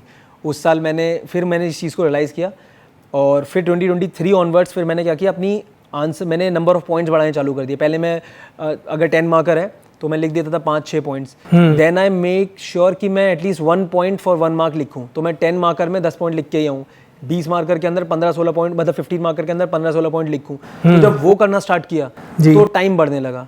तो मेरे पिछले 2 साल से मेरा हर बार ऐसा होता है कि आखिरी के 15 मिनट में मेरे हर बार 3 सवाल फंसते ही फंसते हैं। लेकिन क्योंकि उससे फ़ायदा ये होता है कि बाकी मेरे पूरे जो आंसर है उसकी क्वालिटी बहुत अच्छी होती थी, लेकिन आखिरी के 15 मिनट में 3 फंसते थे, तो उसमें हर बार 1 सवाल तो ऐसा होता है जो नहीं आता है हर पेपर में, तो उसे थोड़ा सा कॉम्प्रोमाइज़ करके 2 सवाल अच्छे से करके हो जाता था। लेकिन GS4 इज़ वेरी ट्रिकी। वहाँ पे तो लिटरली तुम्हें बहुत ज़्यादा मेहनत करनी पड़ेगी, और स्टार्ट से लेके एंड तक एक बार भी मुंह ऊपर मत करो, चुपचाप मुंह नीचे रखो। इस बार मेरा GS4 जब मैं लिख रहा था, इतना हाथ में दर्द होने लगा, तो उसमें बहुत ज़्यादा मेहनत हो जाती है। ठीक है अभिनव, सोशियोलॉजी ऑप्शनल को लेके कोई मिसकंसेप्शंस हैं जो आप आपके खुद के भी माइंड में होंगे इनिशियली और which you can clear? Sir जैसे मिसकंसेप्शन अब कॉन्टेक्स्ट चेंज हो चुका है, तो अब वो मिसकंसेप्शन बन चुके हैं, पहले के टाइम पे शायद रिलेवेंट रहे हो। जब मैंने तैयारी शुरू करी थी तो मैंने 2 चीज़ें सुनी थी, एक तो सोशोलॉजी बहुत ज़्यादा छोटा है, ठीक है, कंटेंट वाइज तो बहुत जल्दी हो जाएगा। Second thing I heard was कि ये जो ह्यूमैनिटीज़ के पेपर होते हैं, सोशोलॉजी एंथ्रोपोलॉजी, तो हाईली रिवॉर्डिंग होते हैं, and the best thing is that a certain benchmark यहाँ पे फिक्स होता है कि you can not go below 250 और 260, इट इज़ श्योर कि यू विल गेट 250 और 260, ठीक है। तो the first thing is the syllabus is very small, बहुत रिवॉर्डिंग होगा और आराम से 250-260 आ जाएंगे। ये तीनों ही चीज़ें बिल्कुल भी मैटर नहीं करती हैं। First thing is because I don't know, because of this myth और because the subject itself is so good, यहाँ पे इतने ज़्यादा लोग आ चुके हैं सोशोलॉजी में। जब मैं इंटरव्यू वाले फेज में जाता तो हर दूसरा लड़का मुझे सोशोलॉजी का ही मिल रहा होता था। तो सोशोलॉजी में इतने ज़्यादा लोग भरे पड़े हैं, तो अब क्योंकि इतने ज़्यादा लोग आ चुके हैं, तो फिर अब तुम्हें, और हमेशा it is at the end of the day it is relative, तो तुम्हें अपनी एज मेंटेन करने के लिए you have to study more. So now अब डेप्थ बढ़ चुकी है, maybe width is limited but the depth is मतलब वो पिछले कुछ सालों से यूपीएससी भी इस तरह के सवाल पूछ रहा है, तो अब वाली चीज़ हट चुकी है। You have to read a lot, ऐसा बिल्कुल भी हटा लो कि नितिन सांगवान पढ़ के हो जाएगा, बिल्कुल नहीं होगा, बहुत पढ़ना पड़ेगा। सेकंड थिंग इज वो जो मिनिमम मार्क्स वाली चीज़ है, वो मैं तो खुद फेस कर चुका हूँ। इन 2022 ऑन में 280 मार्क्स थे, एंड देन लास्ट ईयर सीधे 228 मार्क्स थे, ठीक है। तो अब ऐसा कुछ भी नहीं है कि मिनिमम मार्क्स आ जाएंगे ऐसा वैसा, you have to always be on your toes. Number कम आएंगे ज़्यादा आएंगे, होगा ही होगा जी। तो ये 2 चीज़ें मुझे लगती हैं जो कि बहुत ज़्यादा मिसकंसेप्शन है, ऐसा लोगों के दिमाग में नहीं होना चाहिए अगर वो सोशियोलॉजी ले रहे हैं। ठीक है, अपने इंटरव्यू एक्सपीरियंस के बारे में थोड़ा बताओ। You scored very well in the interview. Yes, हाँ सर, मैंने लास्ट टाइम भी आपके इंटरव्यू में अच्छे थे? मैंने सर 3 इंटरव्यू दिए हैं 2022, 3 और 4 में। 2 में मेरे 165 थे, फिर 2 साल से अच्छे थे 195 एंड 193। तो वही जब मैंने वही, क्योंकि मेरा अच्छा और बुरा दोनों एक्सपीरियंस रहा है, तो मैं दोनों बताता हूँ कि क्या सही किया था और क्या गलत किया था। तो 2022 में जब मैंने पहली बार इंटरव्यू दिया था तो मेरा एकदम वही था, वो एकदम बुल अप्रोच था कि एकदम सीधे हेड ऑन लेना है, सीधे बस पढ़ते, जैसा जो मेंस था प्री था कि पढ़ते चलो हो जाएगा, खूब मॉक्स दो सही हो जाएगा। तो same I applied here also. मैंने इंटरव्यू के लिए बहुत पढ़ाई करी, ठीक है। मेरे इंटरव्यू के नोट्स लेजिट मेंस के नोट्स से बड़े हो गए थे, इतना ज़्यादा हो गया था। तो मैंने बहुत ज़्यादा इंटरव्यू के नोट्स मेंस से मेरे से बड़े हो गए। जो मैंने मेरे इंटरव्यू में सब्जेक्ट वाइज नोट्स मैंने बनाए थे, तो मेरे बहुत सारे जैसे सिक्योरिटी हो गया और ये नोट्स मेरे मेंस वाले नोट्स से बड़े हो गए थे। तो मैंने बहुत ज़्यादा डिटेल में पढ़ाई करी इंटरव्यू के लिए। And you made it information heavy, I think. हाँ, बहुत ज़्यादा। It was very very on the same lines. तो एक चीज़ ये करी थी मैंने, और जब मैंने फिर दूसरी चीज़ मुझे वही लगा कि मॉक्स दूंगा, mocks number of mocks I am giving will be directly proportional to the marks I am getting. मैंने उस साल कोई कोचिंग छोड़ी ही नहीं, मैंने शायद 20-22 कोचिंग के अंदर जाके मॉक दिए। फिर जो मैंने और गलतियाँ करी, मैं टेलीग्राम ग्रुप से बहुत एक्टिव था, तो ग्रुप पे सारे बोर्ड्स के लिए एक वो होता है, एक परसेप्शन होता है कि ये वाला बोर्ड अच्छा देता है, ये वाला बोर्ड बुरा देता है, इन सारी डिबेट्स के अंदर इंगेज रहना। तो मुझे भी मेरे दिमाग में परसेप्शन बन चुका था कि दीज बोर्ड्स आर गुड, ऐसा नहीं है, ऐसा है, ये सब बहुत ज़्यादा मैं इन सब चीज़ों में था। सो जब मेरा इंटरव्यू का दिन आया, मैंने सब चीज़ों पे फोकस किया सिवाय उस पर जहाँ पे करना चाहिए था। मैंने अपनी पर्सनैलिटी पे फोकस नहीं किया, मैंने बस इन्हीं सब चीज़ों पे ध्यान दिया। और मॉक्स में भी वही, जो मॉक्स में जो बोलते थे मैं उस चीज़ को एकदम बहुत ज़्यादा ले लेता था। तो वो लोग मुझे बोलते थे कि ऑब्वियसली मतलब वो लोग बहुत ही होशियार लोग हैं, पढ़े लिखे लोग हैं, अपने हिसाब से बताते थे। शायद मैंने गलत समझा या जो भी हो, मेरी गलती ये थी कि मुझे कुछ मॉक्स में ऐसा बताया कि your answer should be more factual. तो उस चीज़ के लिए फिर मुझे समझ में आया कि I have to put more data and facts, and it made sense also, क्योंकि मेंस में सेम करके मुझे नंबर मिल रहे थे। तो मुझे लगा कि I have to make my answer more factual by putting more data on this. तो जब मैं अपने इंटरव्यू के दिन गया, एंड वन मोर थिंग, मैं IPS फर्स्ट प्रेफरेंस रख रहा था 2022 और 2023 में। तो मेरे सारे के सारे मॉक्स में माई 95% of the मॉक्स went on police only, ठीक है। सो अब मैं जब इंटरव्यू के दिन गया हूँ, पहली चीज़ मैंने बहुत ज़्यादा इन्फॉर्मेशन पढ़ रखी है, मेरे दिमाग में ये था कि I have to quote more and more data. Second thing, मुझे ये लग रहा था कि ये बोर्ड नंबर देगा, ये नहीं देगा, तो वो बहुत खराब मेरी साइकी पे उसका असर पड़ रहा था। तीसरी चीज़, आई वॉज प्रिपेयर्ड कि मेरा पूरा इंटरव्यू पुलिस के अराउंड जाएगा, और नहीं हुआ। और जब मैं इंटरव्यू देने गया, सबसे पहला तो सेटबैक ये था कि वो वाला बोर्ड था जो कि एक्चुअल में बहुत फेमस था कि बहुत अच्छे नंबर देता है, एंड स्टिल मुझे इतने कम नंबर मिले। क्योंकि इससे ये वाली चीज़ ब्रेक हो जाती है कि ऐसा कुछ नहीं होता है कि तुम्हें वो नंबर देगा, है ना, ये नंबर देगा वो नहीं देगा, ऐसा कुछ नहीं था। मेरा इंटरव्यू में एक सवाल में से पुलिस के बारे में नहीं पूछा, not even a single question. Third, मैं इन्हीं सब अपनी पर्सनैलिटी ऊपर मैंने बिल्कुल भी ध्यान नहीं दिया। तो जब मैम ने क्वेश्चन ही पूछना स्टार्ट किया, एंड मैं नर्वस हो गया। और वो इतना ज़्यादा विजिबली नर्वस था कि मैम मेरे से बीच इंटरव्यू बोल रही है कि पानी पी लो, तो वो दिख रहा था, मैं वो चीज़ें बहुत ज़्यादा ख़राब जाती गई मेरे लिए। उसके बाद देन आई रियलाइज्ड कि ये सब चीज़ों से बिल्कुल भी फ़र्क नहीं पड़ता है। देन जब मैं 2023 के अपने इंटरव्यू वाले फेज़ में आया तो आई मेड अ लिस्ट कि what I did wrong in 2022। उसमें सबसे पहले वही करा कि मैंने बहुत ज़्यादा मॉक्स दिए, नहीं देने होते हैं। सेकेंड इज़ कोई भी बोर्ड अच्छा नहीं है, कोई भी बोर्ड बुरा नहीं है, सारे के सारे बोर्ड सिर्फ आपकी पर्सनैलिटी देखेंगे। एंड थर्ड थिंग इज़ कोई फ़र्क नहीं पड़ता है डेटा, ये सब चीज़ें मेंस के लिए होती हैं। मेंस में value addition is data, interview के लिए value addition is your own experiences. ये वाली चीज़ मैंने इस साल सीखी। तो फिर 2023 में मैंने सबसे पहले अपनी पूरी पर्सनैलिटी पे ध्यान दिया। मैं समझ गया था कि क्योंकि मैं पढ़ के लास्ट टाइम भी गया था, still I was not able to get good marks, तो मुझे समझ में आ गया था कि पढ़ाई करके नंबर नहीं मिलेंगे, मे बी पर्सनैलिटी से नंबर मिले। So I started working on myself. मैंने थोड़ा जिम विम ज्वाइन किया, मैं मेडिटेशन करना स्टार्ट किया, मैंने अपनी पर्सनैलिटी में जो मुझे कमियाँ लगी मैंने उस पर काम किया। सेकंड थिंग इज़ मैंने इंटरव्यू बोर्ड्स के बारे में सोचना छोड़ दिया। बहुत सारे नए बोर्ड्स आए, मैंने नाम भी, मुझे लिटरली बोर्ड्स के नाम भी नहीं पता है कि कौन कौन से बोर्ड्स हैं, कुछ नहीं पढ़ा मैंने उनके बारे में।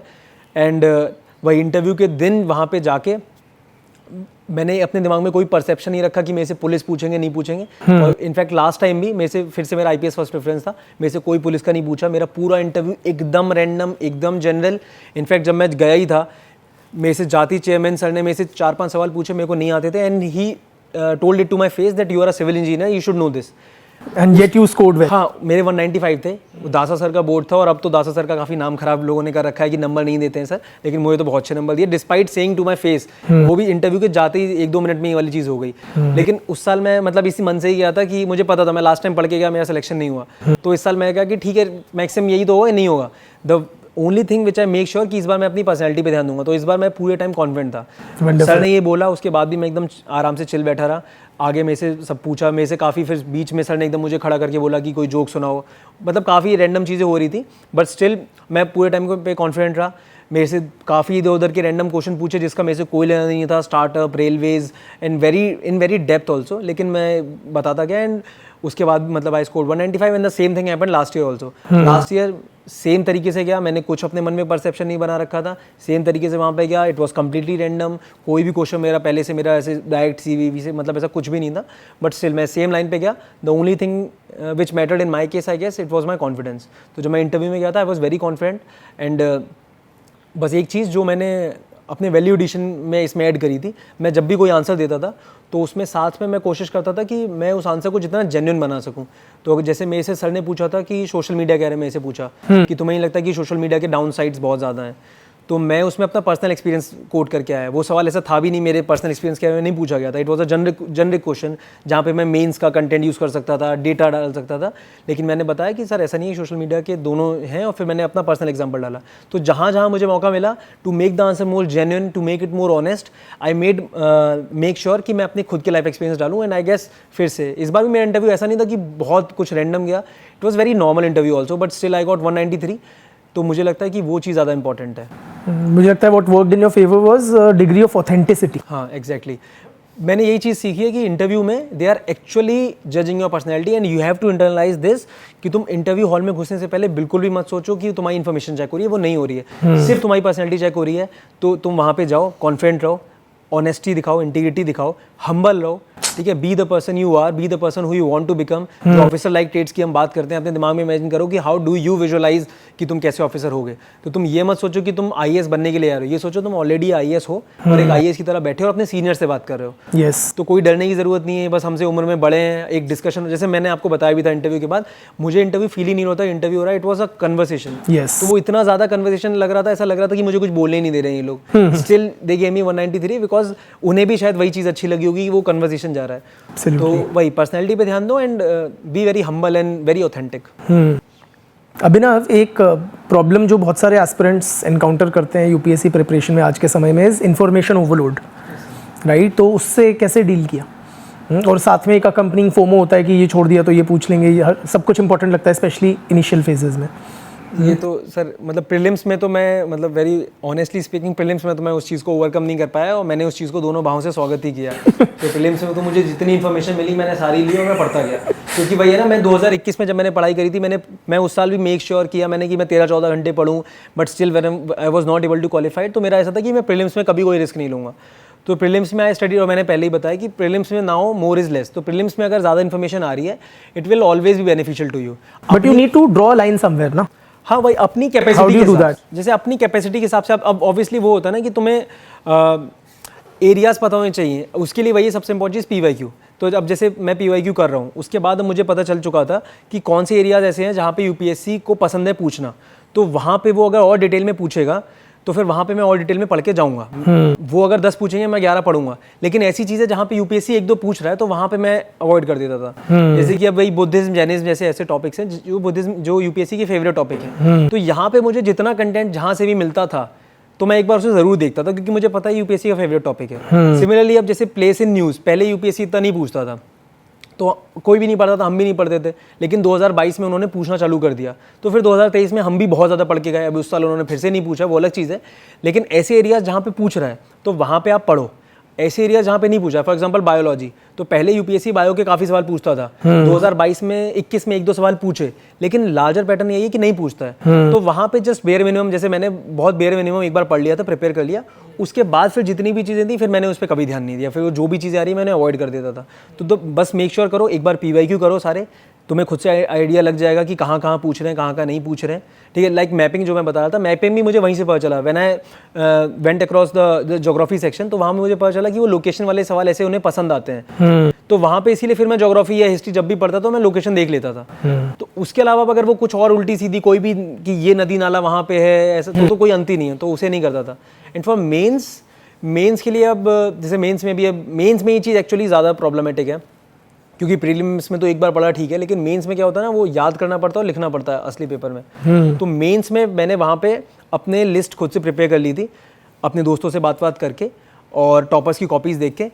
मेरा ये गोल था कि मुझे एक एज बनाना है बाकी एस्पिरेंट्स से, ठीक है, बाकी जितने भी हम लोग प्रिपेयर मतलब सब लोग कर रहे हैं, जब लोग पेपर दे के आएंगे, मेरा ये था कि मेरे पास एक एक्स्ट्रा चीज़ होनी चाहिए जो बाकियों के पास ना हो। तो इसीलिए मेरा गोल रहता था कि मैं कुछ एक्स्ट्रा करके जाऊँ, लेकिन ये नहीं था कि मैं सब कुछ करूँ, क्योंकि मुझे ये पता है मैं सब कुछ पढ़ूंगा मैं उसे एग्जाम में उतार नहीं पाऊंगा, तो वो सब कुछ पढ़ना ना पढ़ने के बराबर है। तो फिर मैंने एक लिस्ट बनाया, उसमें मैंने वैल्यू एडिशन ऐड किया, तो मैं देख लेता था कि टॉपर्स अपनी कॉपीज़ में क्या क्या कोट कर रहे हैं, उस हिसाब से मैं वो सब कुछ ऐड कर देता था। जैसे for example when it comes to GS2, तो GS2 में मैंने लिस्ट बनाई, उसमें नीति आयोग था, NCRWC, second ARC, supreme court, constitution articles, and then recent जो भी केसेस वेसेस होते थे और केस स्टडीज़ होती थी, ये 7-8 चीज़ें मुझे टॉपर्स की कॉपी से दिखी। इन सबको मैं अपने पास रखा मैंने कि ये मुझे पढ़नी क्योंकि ये सब पढ़ लें, ये नहीं पढ़ूंगा तो मैं कॉम्पिटिशन में भी नहीं हूँ। एंड देन एक 8th एलिमेंट मैं अपनी तरफ से ऐड कर देता था, जो कि मुझे बाकियों से अलग बना पाए, मेरी कॉपी को अलग बना पाए। उसमें मैं अपने हिसाब से, जैसे यहाँ पे मुझे ऐसा लगता था कि मैं बार चार्ट बना सकता हूँ, अगर कोई भी सोशल जस्टिस के ऊपर, एजुकेशन, हेल्थ के ऊपर क्वेश्चन आ रहा है तो मैं उसमें बार चार्ट्स ऐड करता था कि पहले का पैटर्न ये था, आपका ये है। ये बाकी लोग नहीं कर रहे होते तो मुझे लगता था ऐड करेगा। अब इतना मैंने लिख लिया कि ये 8 सोर्सेज हैं, इसके अलावा अगर किसी भी ग्रुप के ऊपर कुछ भी आता था मैं सबको म्यूट कर देता, फिर मैं उन्हें नहीं देखता था, क्योंकि फिर उसका कोई अंत नहीं है। तो मैं हर सब्जेक्ट में ऐसे ही करता था, अपने रिसोर्सेज पहले से फिक्स कर देता था। ठीक है।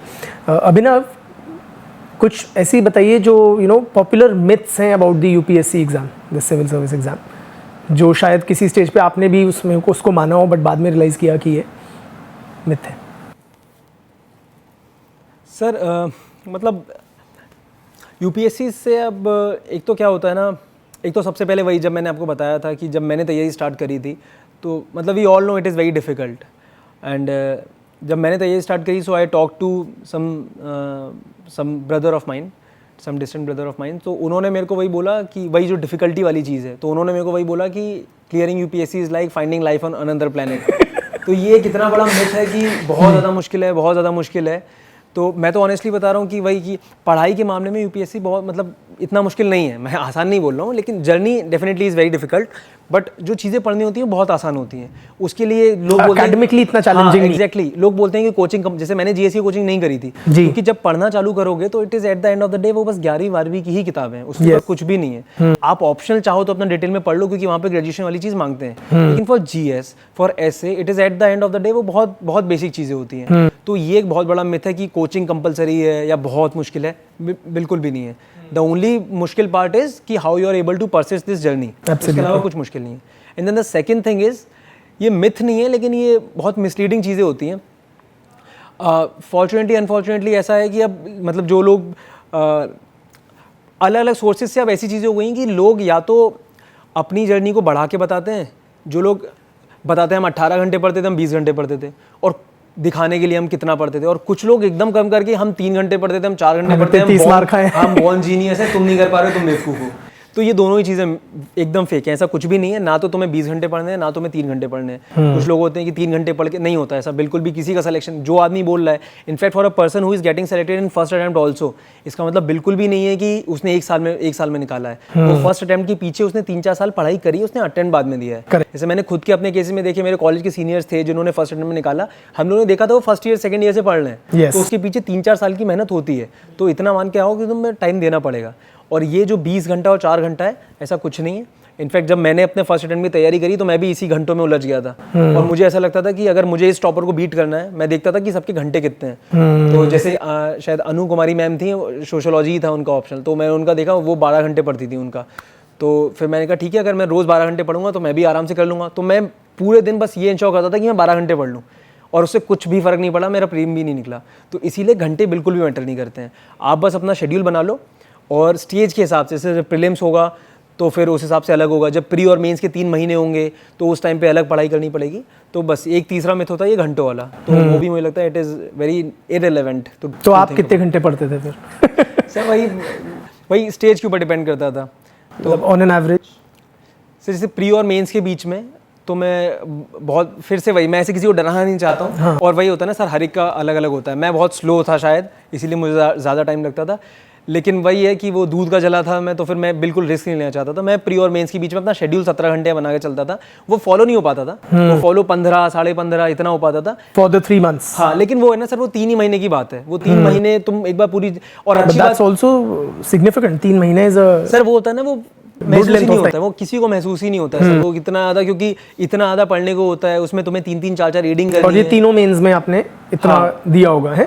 14-15 घंटे। मतलब मैंने लास्ट मेंस का बता रहा हूँ, उससे पिछले वाले मेंस में हो सकता है कि थोड़ा कम रहा हो, थोड़ा ज़्यादा रहा हो, मुझे एग्जैक्ट याद नहीं है। लेकिन जैसे इस बार वाला जो मेरा प्री और मेंस का टाइम था, मैंने शेड्यूल बनाया था 17 आवर्स का। बहुत मैं ओवर एम्बिशियस बनाता ही था कि फॉल होके भी थोड़ा नीचे ही आऊँगा। अगर मैं 15 घंटे बनाऊंगा तो 10 पे रह जाऊँगा। तो मैं 17 घंटे का बनाता था, और मैं 15, 14.5, 14 इस रेंज में चलता रहता था। और rest of the year?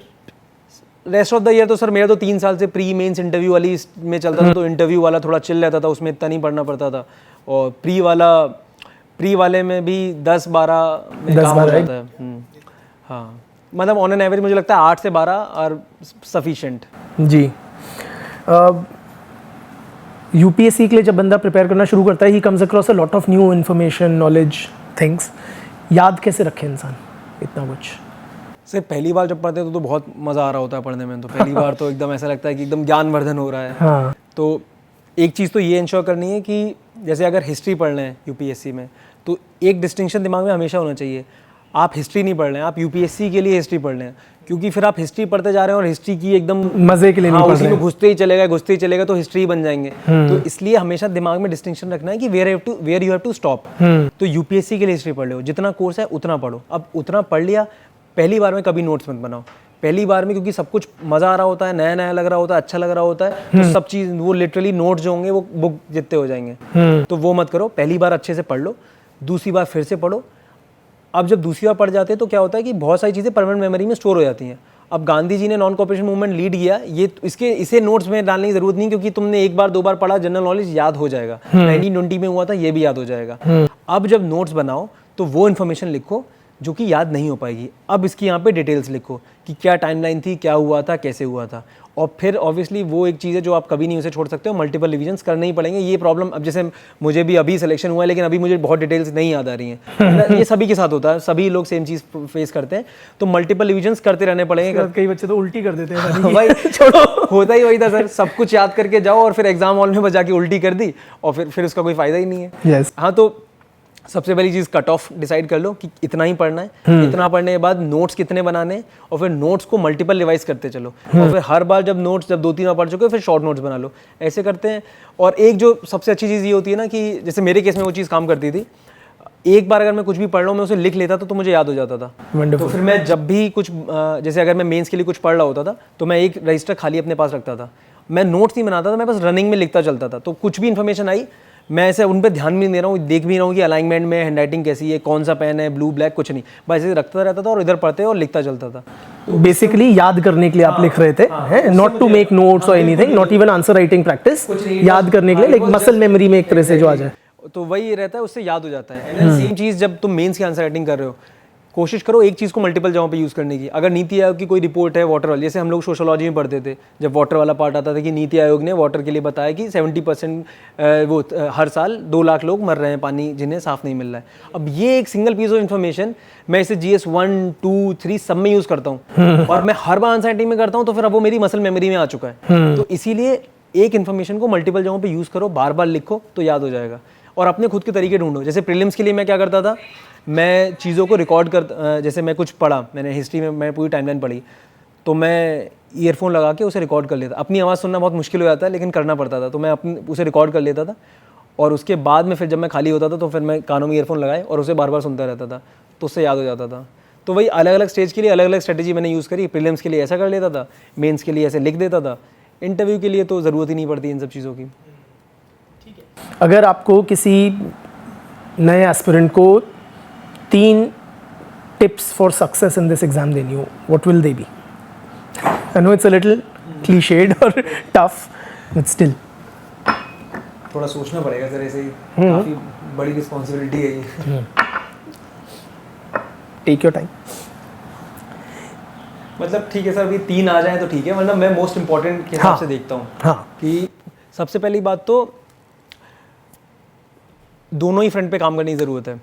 UPSC जैसे जो है ना, यूपीएससी सिर्फ जो आदमी दे रहा है उसका टेस्ट नहीं होगा, तुम्हारे आसपास के हर आदमी जो भी तुमसे इन्वॉल्व है, तुम्हारी परिस्थितियाँ, सब चीज़ों का टेस्ट होता है। तो make sure you work on all the fronts.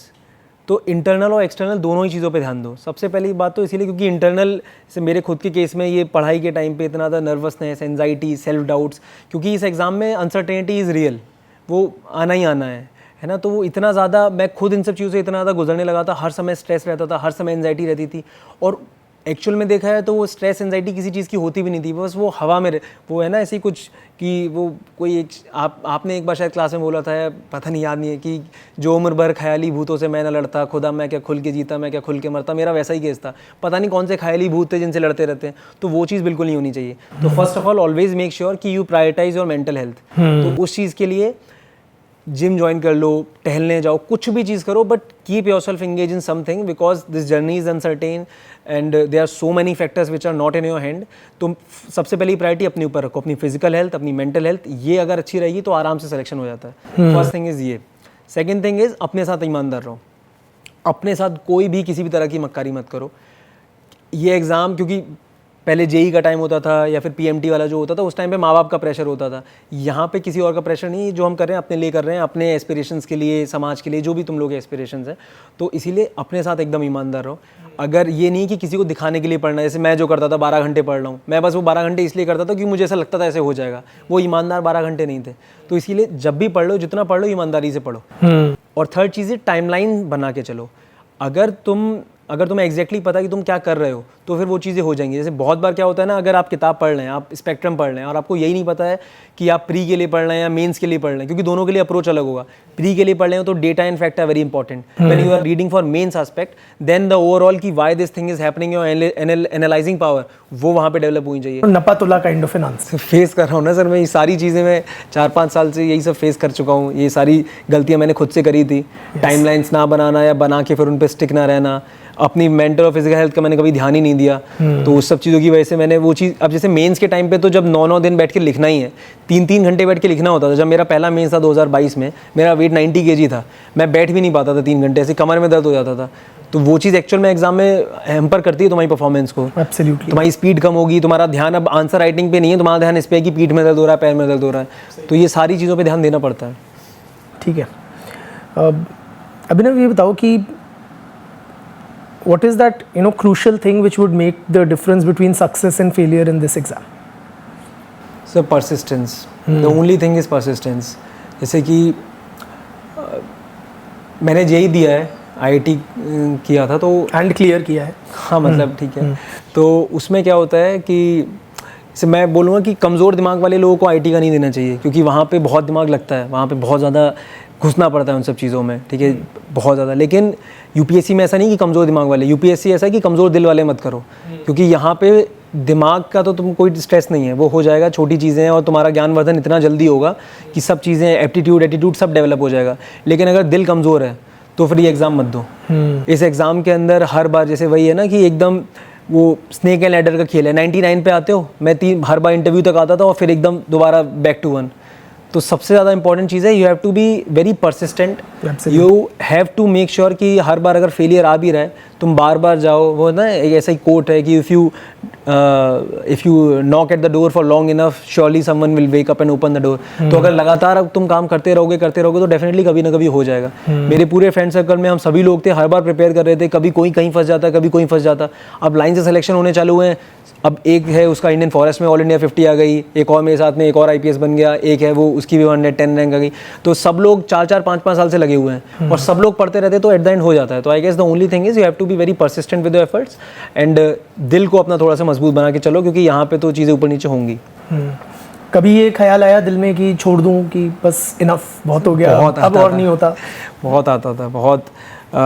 एक तो स्पेशली जैसे रिलेटिव डेप्रीवेशन है ना, तो डेप्रीवेशन एब्सोल्यूट नहीं होता है। आसपास वाले जो दोस्त थे कॉलेज के, कोई घर खरीद रहा है, कोई गाड़ी खरीद रहा है, कोई फॉरेन ट्रिप्स पे जा रहा है, और उस टाइम पे तुम बैठ के लक्ष्मीकांत पढ़ रहे हो 8वीं बार, पूरी रंगी हुई है और तब भी समझ में नहीं आ रहा है। तो उस टाइम पे लगता था कि इन सब का कोई मतलब ही नहीं है, बेफालतू में ही हम अपनी जवानी बर्बाद कर रहे हैं, अभी जाएंगे घूमें फिरें मज़े करें।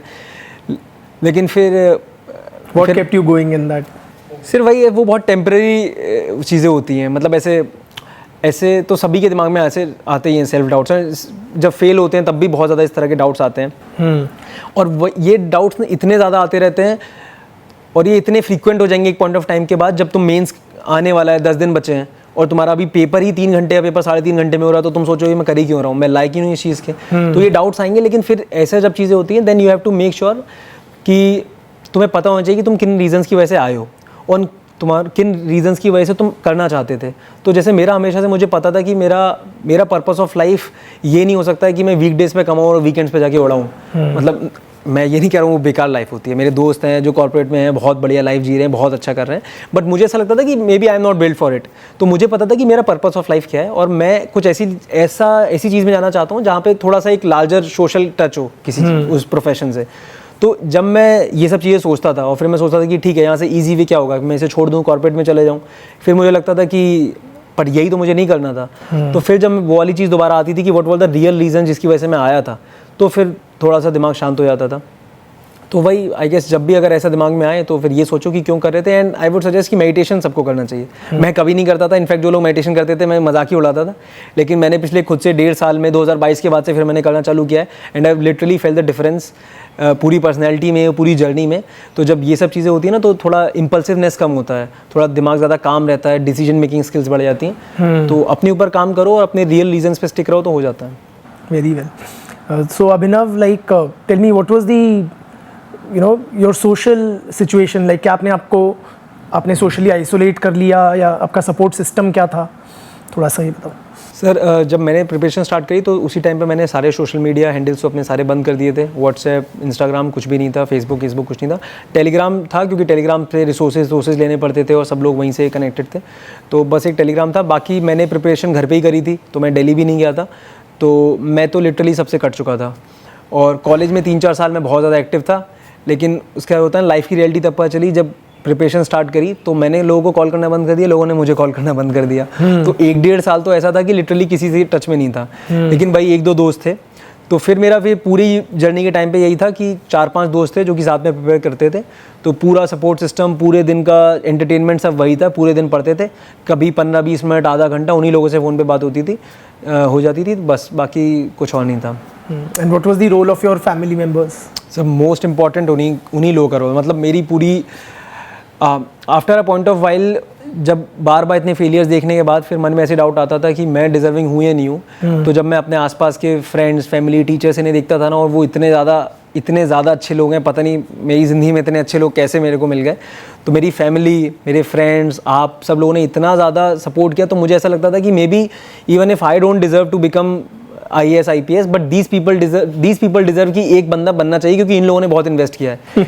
मैंने अपने कॉलेज में प्लेसमेंट नहीं लिया था और मेरे पापा मतलब मैं लिटरली उनके ऊपर फाइनेंशियली बोझ ही बना बैठा था। तो अब उनके रिटायरमेंट में 4-5 साल बच्चे हैं और उनका लड़का 26 साल का घर में खाली बैठा हुआ है। एंड उन्होंने मेरे से हमेशा उन्होंने बोल रखा था कि पूरे अटेम्प्ट दो, कोई प्रॉब्लम नहीं है। सेम मेरी मम्मी, क्योंकि मैं घर पे ही रहता था, बेचारी रोज़ मेरे को बना के खिला रही हैं सब कुछ। फ्रेंड्स रोज़ इतने, जब पढ़ाई नहीं हो पा रही है, मूड स्विंग्स हो रहे हैं, समझ में नहीं आ रहा है क्या हो रहा है, तो उन्हीं के सामने जाके रेंट करना है, ठीक है। टीचर्स ऐसे क्लूल अजीब से डाउट पूछ रहे हैं बार बार। लास्ट टाइम 280 आए, फिर 228 आए, फिर आपसे पूछ रहा हूँ कि आप क्या कर सकते हैं। तो इन सब चीज़ों में आसपास वाला जो पूरा सर्कल था उसका इतना ज़्यादा इंपॉर्टेंट रोल था कि उसी वजह से मैं आई गेस मैं परसिस्ट इसी वजह से कर पाया। अदरवाइज़ मैं भी छोड़ देता, मेरे लिए ज़्यादा आसान था छोड़ देना किसी पॉइंट ऑफ टाइम पे, लेकिन सपोर्ट सिस्टम बहुत अच्छा था मेरा। Wonderful. Any parting thoughts or message you'd like to give to, fresh UPSC aspirants? Sir message वही जो अभी हमने डिस्कस किया कि लगे रहो। एक तो जब जर्नी में आ रहे हो तो एक बात हमेशा याद रखना कि इजी नहीं होने वाला है। Yes. और तुम्हें भी पता था कि इजी नहीं होने वाला है, इसीलिए तुम आए हो इसमें। हाई रिस्क हाई रिवॉर्ड वाला गेम है। रिवॉर्ड हाई है लेकिन रिस्क भी इक्वली हाई है। और ये चीज़ सबको घुसने से पहले पता थी, कोई भी ऐसा नहीं था जिसे नहीं पता था। तो घुसने के बाद इस चीज़ पे रेंट मत करो, इस चीज़ को बार बार विक्टिमाइज मत करो अपने आप को। ये 12th फेल है, ऐसी जो मूवीज़ हैं बहुत अच्छी मूवीज़ हैं, अभी मत देखो, क्योंकि वो देखने के बाद बहुत विक्टिम मेंटेलिटी आती है। ऐसा लगता है कि हमारे साथ ज़िंदगी में गलत हो रहा है, हम फंस रहे हैं। मत करो। तुम्हें पता था, सब कुछ तुम्हें पता था, तुम अपनी मर्जी से आए हो, ओन इट और act like a mature person. उन सब चीज़ों को ओन करने के बाद अच्छे से पढ़ाई करो। और at the end of the day सच यही है कि यूपीएससी में लक मैटर करता है। पढ़ाई एक तरफ है, लक एक तरफ है। अगर तुम मेहनत करते रहोगे और लक ने साथ दिया, सब कुछ सही रहा, तो फिर सब अच्छा होगा। और अगर इन द वर्स्ट केस अगर कुछ खराब भी हो जाएगा, then one thing is for sure, जैसे मैं आज में और अपने 2020 वाले वर्जन में ज़मीन आसमान का फ़र्क देखता हूँ। द पर्सन जो तुम बन जाओगे after this UPSC journey will be a completely different person. तो इतना पक्का है कि इसके बाद तुम जहाँ पे भी जाओगे लाइफ में कुछ अच्छा ही कर लोगे। सो इसीलिए बहुत ज़्यादा फ्यूचर की और वो ख्याली भूतों का मत सोचो, अपने साथ ईमानदार रहो, अच्छे से पढ़ाई करो और बार बार ये मत सोचो कि मुश्किल है, क्योंकि मुश्किल है वो सभी को पता है। और इसीलिए तुम यहाँ पे आए हो क्योंकि रिवॉर्ड्स अच्छे हैं। तो बस इतना ही है। Wonderful. Thank you, So on that thought, we wrap up this discussion. Thank you, Abhinav. Thank you, sir.